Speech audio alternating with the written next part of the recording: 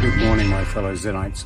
Did you check your pulse and wallet balance with your coffee this morning? Well, Slanjivar, everyone. Hope you're all doing very well. As you can see, I'm not at the house, still at sea. First of all, let me just see if you can hear me. If somebody could kindly put a 2 in the chat to make sure that you can actually still hear.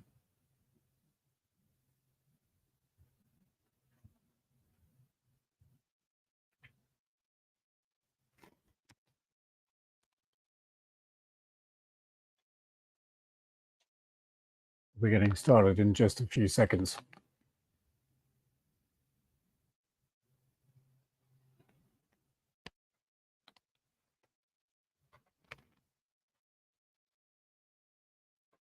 All right, could somebody very kindly put a number 2 in the chat if you can hear me?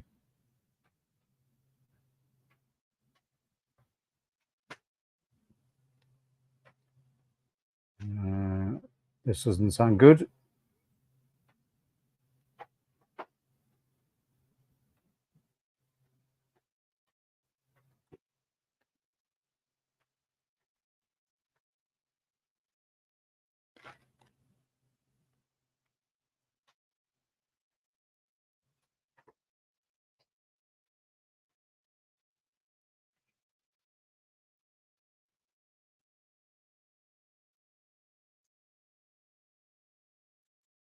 Okay, so this afternoon is just a quick middle of the week update on the Pulse Chain World and Pulse Zen and what we can expect going forward. But the thumbnail suggests something about a $33 million question.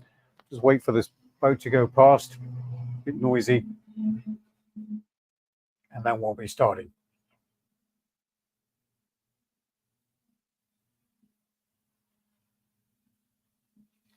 One of the most important things to understand is that on Pulse Chain, there are actually 2 versions of DAI.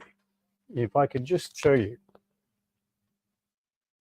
it's very important to note that these 2 coins are completely different. We have DAI from Ethereum and DAI that's just a made-up DAI. And because of the nomenclature on Pulse, it's sometimes very confusing about what you're actually dealing with, because one is actually valued at a dollar rather, and one is not. It is considerably lower. And people can get very confused about this. So it's quite important that you understand that there is a major distinction about what you're dealing with. So how does DAI achieve its parity level?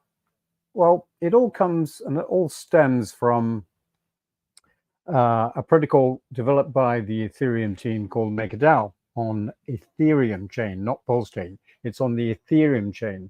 DAI maintains its parity with a dollar by virtue of the fact that the people who create DAI have to actually over collateralize with other assets, and then through various mechanisms it is kept as a dollar.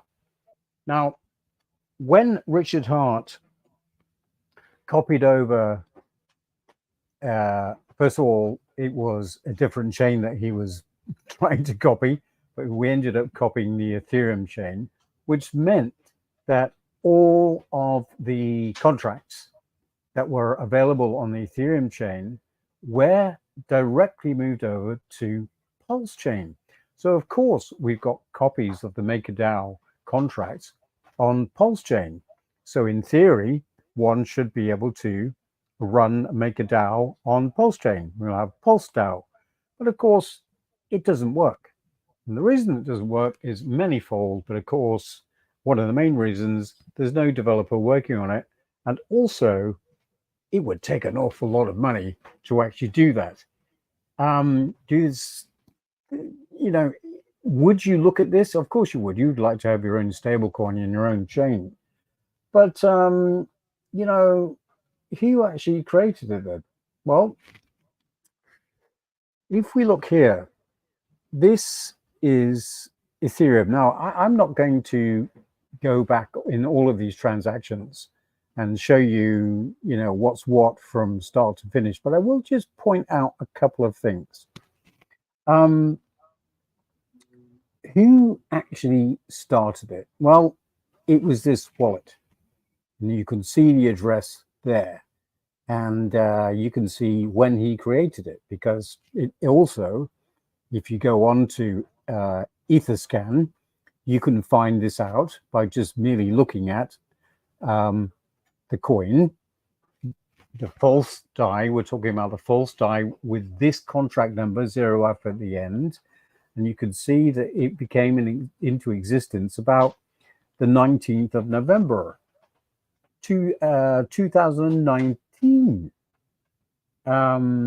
created by this wallet. Now, it was created somewhere around there. Okay, we know that for definite, and this is the actual transaction that actually produced the we'll call it the false DAI 5 years ago. And you can see the time here was November the 13th at 1509, I believe. And that was on Etherscan. If we can just have a look at where we can see this here. Okay, sorry. It was November the 13th, 2019 at 7 o'clock in the morning. That address, through the maker deployer, actually created the false DAI to be messed about with on Ethereum chain at that stage. And then later on, same day, exactly the same day, but in the afternoon, the same coin was ported over to the Pulse chain through the MakerDAO system that was running on Pulse chain. Isn't that remarkable? So they were definitely thinking about it. They were definitely going to look at it. One of the most important things is how many DAI are there in actual fact? Well, here's the DAI stablecoin, and this is the confusion, I think. You would think that this is the coin that is of value on the network, and it isn't. This is a completely made up coin ending in 0F, okay? Two entirely different contracts, each with a different contract number. Be very careful about what you're doing. And you can see here there's about 22 million DAI stablecoin. Now, the way that this works on Ethereum is that you deposit a certain amount of other crypto assets onto the network, the MakerDAO network, which is now, I think it's called Spark FI.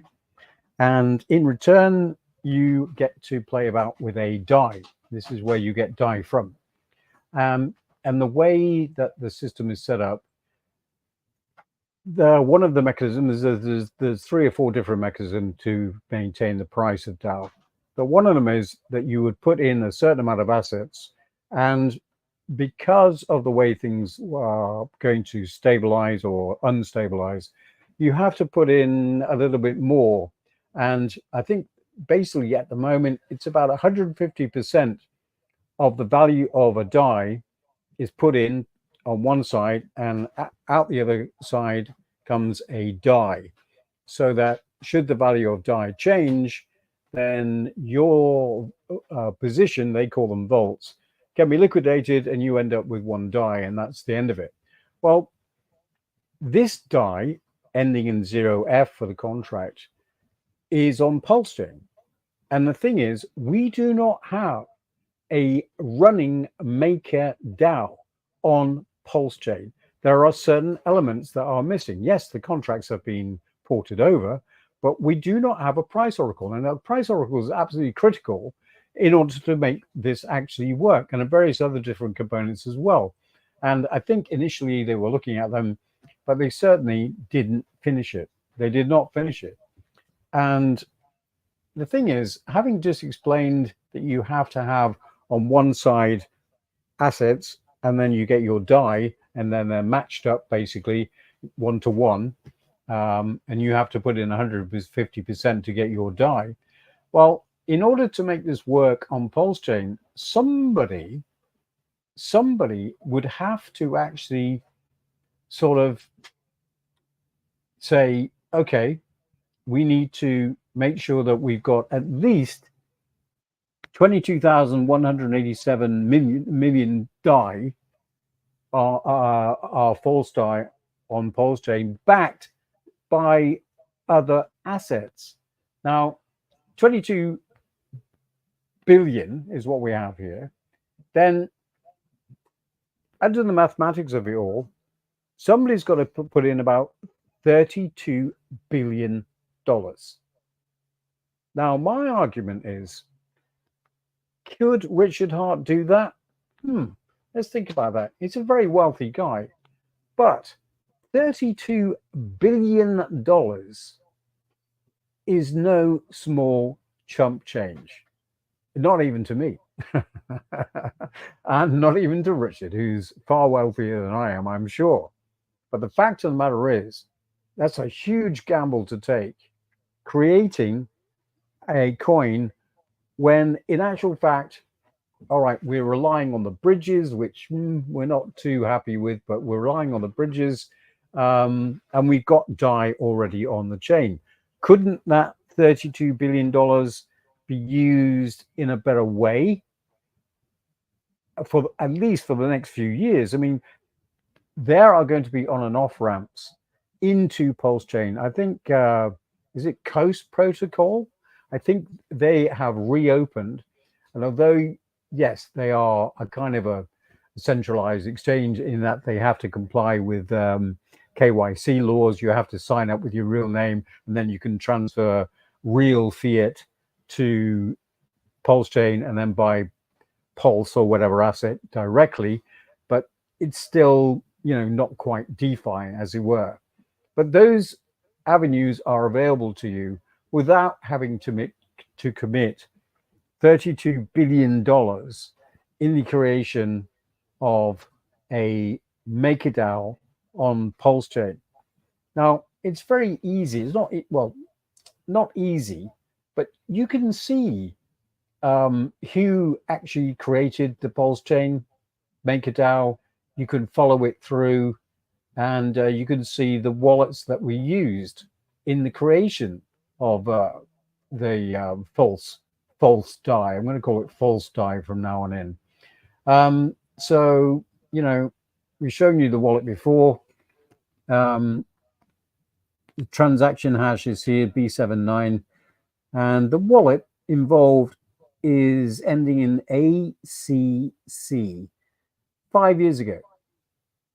5 years ago. Now, you can go and look this up yourself. You can win a lot of arguments by not actually arguing.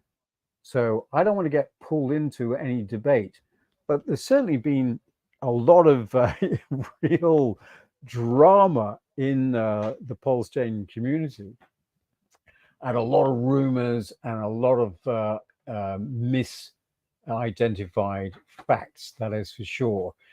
Almost to the point of it's like, oh, this is a secret that only a few of us know about. So let's get hold of this before it becomes common knowledge, because everybody's saying that the false DAI will reach $1 all by its merry self, because you are going to buy it and push up the price to get it to £1. Okay. Now, here's my point about this. You need 221 million dollars, right? $22 billion of buy pressure on that coin to actually reach parity. Is that going to happen? Well, let's put it this way. Let's just talk about something else. I know that we, as a human race, don't live forever, because if we actually live forever, we wouldn't value our time here. We would probably go down the gym after about 10,000 years, probably have kids in a couple of hundred centuries. But we know we're going to die, and so therefore our time is limited. And therefore, we have to appreciate the time that we have now. And my point about all this is you can invest in one of two ways. You can do it simply, try and find a protocol that works, and then get on with the rest of your life, knowing that you don't have to worry about what's happening. Or you can sit in front of a computer screen every minute of the day, hoping that things are going to go your way. And how much time you waste doing all that is beyond comprehension when time is so finite. It is the most valuable resource that you will ever have. And, investing is only part of it. So that was one of the reasons why we created PulseN. It's a very simple protocol. It basically redistributes wealth.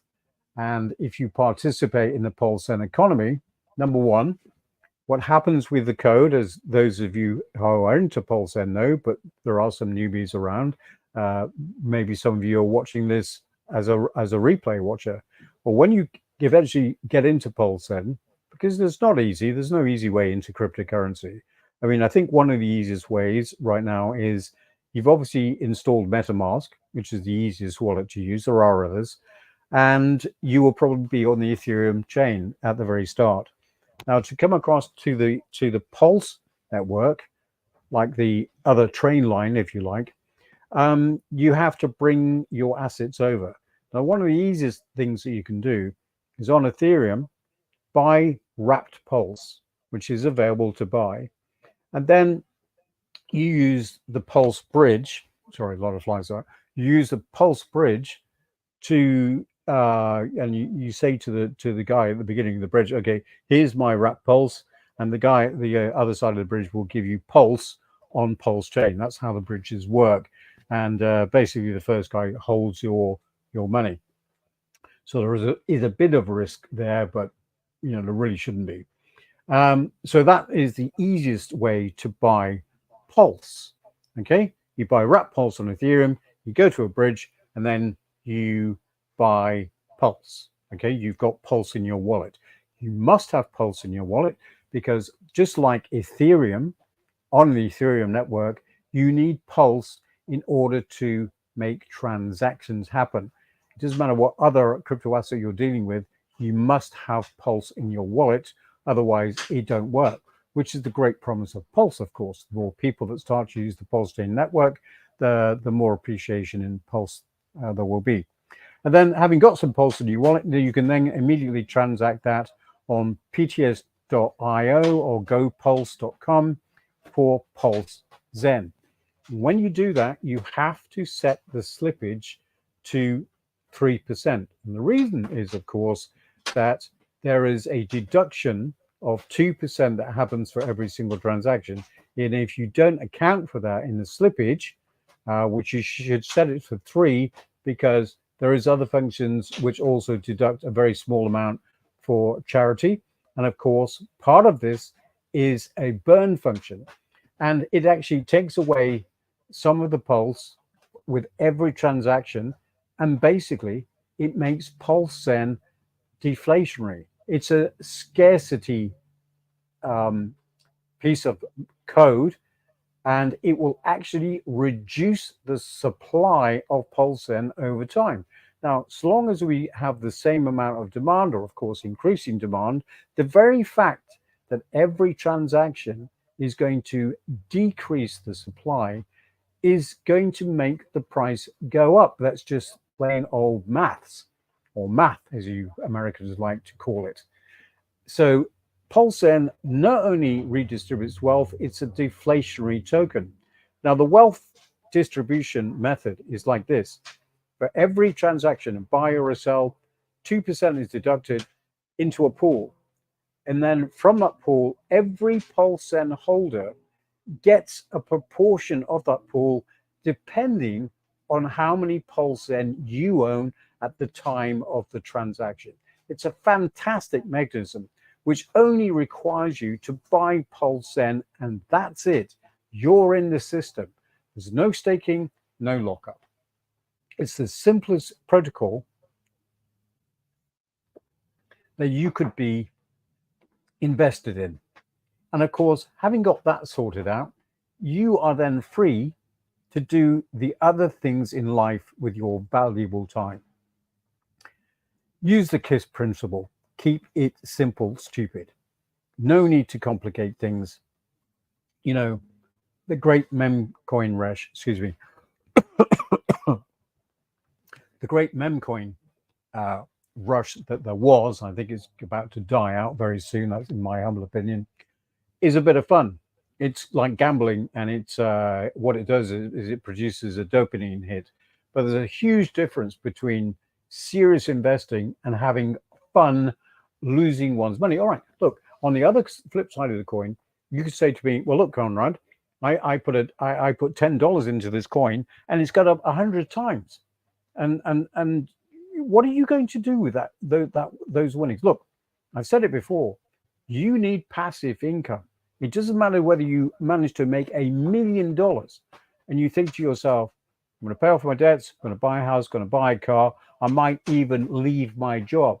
Let me tell you this, the moment that your income stops coming in, boy, you will notice the difference. You have to have passive income, because if you don't have passive income, you cannot afford to live.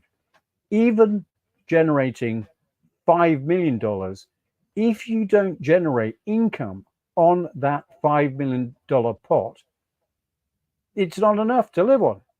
I mean, look, I never imagined that for 35 years of my life, I would not be earning money, in that I didn't have a job. I did have a job. I did have many careers. I was a banker, can you tell, into finance. I was into flying at one stage. I was into computer operating and computer programming at one stage. And then along came Bitcoin and everything changed for me financially. But the fact of the matter is, I've had to generate passive income for 35 years in order to live, and for the next 35 years, I hope. Now, once you understand that concept, you start looking at investment and cryptocurrencies on a very different level. It is a long-term game. And sure, you can have your fun and you can play about. I would much rather go to Las Vegas and bet on red. Why? Because Las Vegas is a heck of a lot of fun for your money. But I don't go there with the expectations of winning. Yes, some people do, but the majority lose. Otherwise, let's face it, there wouldn't be Las Vegas. So having bought into the coin of your choice, let's just hope that it pays you passive income. On that note, maybe I can show you something else that is of interest. I don't normally use this piece of software, so bear with me while I just show you. What have you got here? Right, so here's Pulsen on Pulsechain. And you can see actually that there are a lot of liquidity pools on Pulsechain. Pulsen against Hex, Pulsen against ETH, up against Wrapped BTC, Pulsen against Pulsen, very interesting. Pulsen against Ethereum, a couple of pools there, against Texan token, Leonardo's USD, and then of course the main one, Pulsen against Pulse, which is here. Now, don't forget that having all of these liquidity pools on Pulsechain affords us the ability for arbitrage trading. Don't forget that. But of course, one of the best things for passive income that you could do right now is to actually join one of these pools. Why? Because you're going to benefit from the fees generated from each and every transaction. And as transactional amounts increase, which of course they will because of the network effect, they will because of the inbound flow of fiat into cryptocurrency, which is going to happen considering the outflow that we've had. It's all going to come back in, and there's going to be more. So that's undoubted. There's no question about that. Getting into a liquidity pool is definitely one of the best things that you can do. And you could do that with DAI if you're not very risk averse, or of course the main one is Pulse Zen against Pulse. And the whole idea here, of course, is that we expect both these assets to go up in value.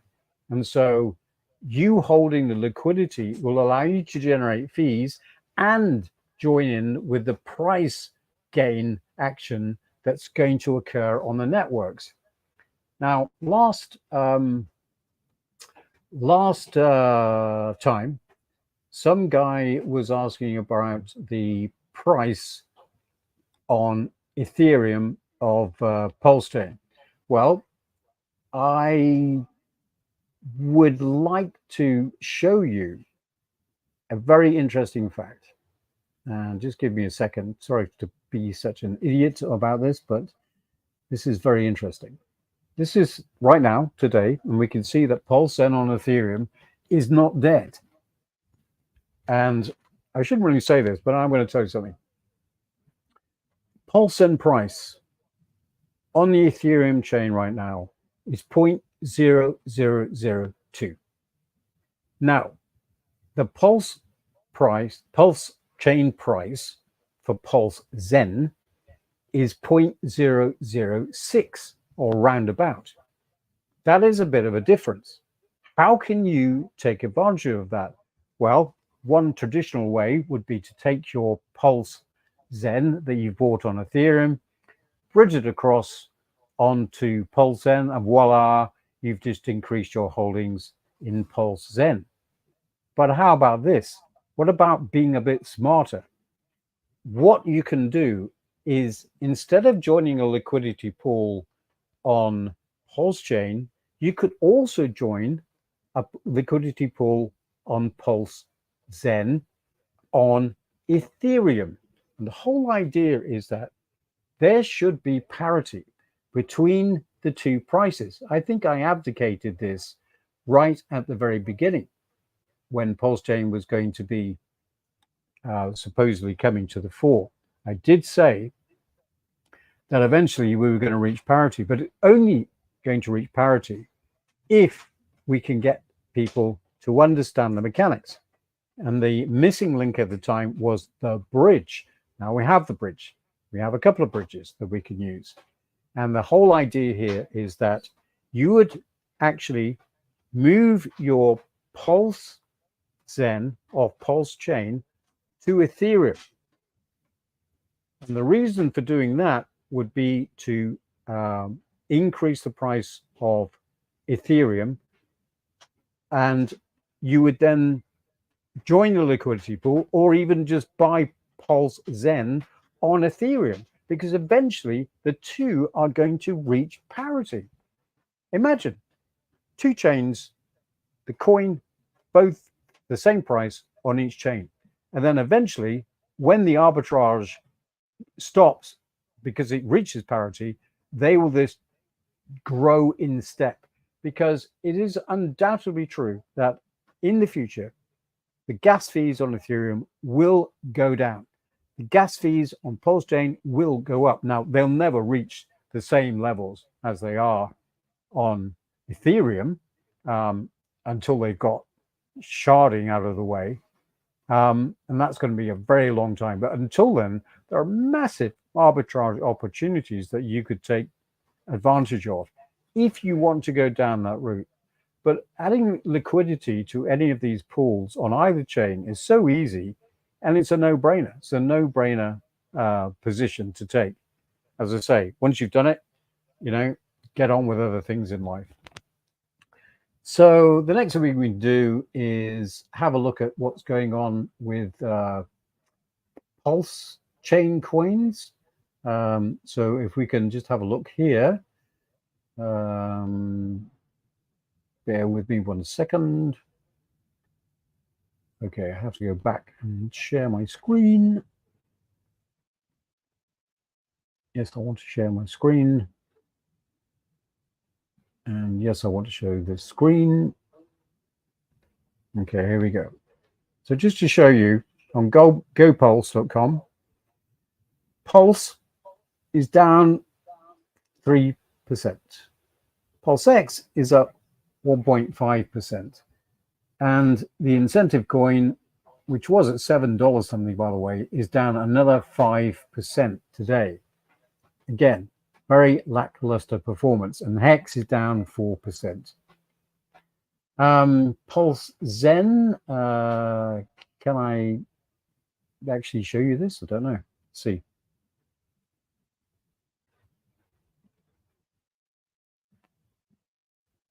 Yeah, okay, so it shows us the screen here from today. And in the last minute, just change it to the daily. What have we got here?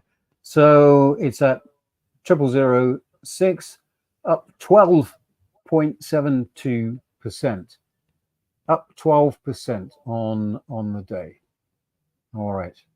What else have we got to talk about?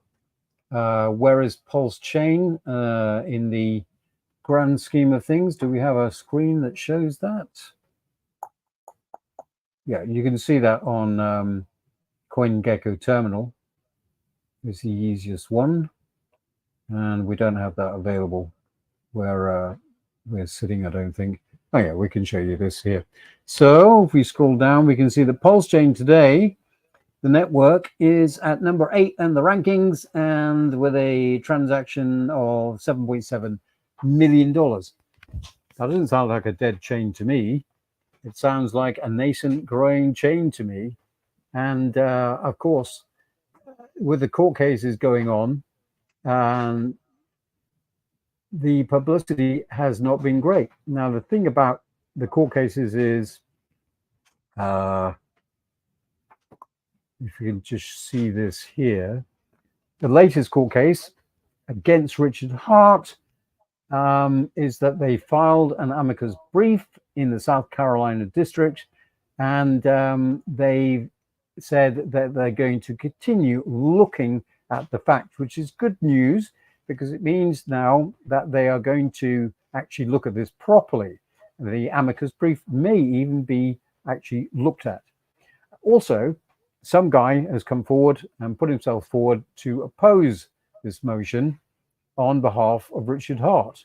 I'm not quite sure of all the details. You can look that up, I'm sure. There we go. Anyway, so that's just a quick update of where we are in the world of Pulse Chain and Pulse today. As I say, winning arguments is easy, just don't get into them in the first place. However, I think I've showed you some interesting data, which if you're that interested, you can go and look up yourself. Just don't take anybody's word for something. Please do your own research. It's not that difficult to get onto Scan Pulse Chain or Etherscan, and you can check out these addresses for yourself. And you can just see, excuse me. Oh, DYOR. Fantastic times ahead. There's no doubt about it. We are in a fantastic time to be alive. Okay, just some time for some questions. If anybody has any, I'll be very Outseason says, can I show this? No. Hang on. We need to grow holders. We'll be doing the Pulsinator again. No, won't be doing the Pulsinator again. If we need to grow holders, it's up to you guys as a community to explain the benefits of PulseN and to grow organically from there. Giving away Pulsinator, it's too valuable an asset to give away any more PulseN. I mean, we've given away quite a few millions. We started off with 880 million right at the very beginning. And I think if you do your chain analysis, you'll see that that figure has gone down drastically already. So another incentive for you to get involved or to actually dollar cost average. Of course, Pulse Chain is ideal for dollar cost averaging into an asset because the transaction fees are so cheap. So I think I'm going to end the broadcast here. It's coming towards the end of the evening, and I need to move a little bit because some bad weather coming in. And so we want to be a little bit more secure than we are right now. I hope I've given you some food for thought. Paulsen's doing fantastic. You guys have done a super amazing job. There's no doubt about it. It's like the phoenix rising from the ashes. From all the FUD we had in the beginning, or the debacle that we had at the beginning, everybody had written us off. But I can guarantee you, just looking at the figures today, we went up 12%. Why? Because you guys are understanding what the protocol is about. You're valuing your time. You're valuing your time more than you ever did before. So I'll just have a quick look through the comments to see if there's anybody asked anything. Any questions? Kevman says, love these conversations. Thank you, Kevman. I'm here for a couple of minutes. If anybody has any burning questions, I can answer them now. Comment from Zenite. He says, let's make this our year. We will be soon coming up to 2 years. 2 years. Has it been 2 years? Just 2 more years since PZM was deployed on Ethereum on the 8th of the 8th. Wealth is in abundance. Yes, there is no scarcity of wealth. We just need a better redistribution system. CB says, beautiful scenery. Yeah, we're in the Caribbean right now, and the sea's a beautiful color, very nice around here. And there's a bit of sunshine today, which is unusual. Don't let them fool you. It is not always like this. The weather just recently has changed dramatically from this time last year. I can tell you that for nothing. With the change over in the El Nino to El Ninar, or whatever it's called, we've definitely seen more rain. And of course, we are about to see the first tropical Atlantic storm of the season. So there are going to be more tropical storms and hurricanes this side of the fence, whereas there should be less typhoons, as they're known, on the other side of the fence. Time will tell, and we'll see exactly what is going to happen. Any more questions before I go?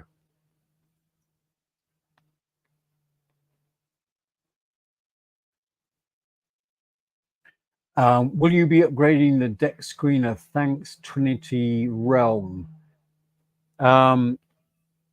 Well, if you think that that is going to be valuable to some people, maybe somebody from the community could update that. I do not know. If you think it is a good idea, let us know.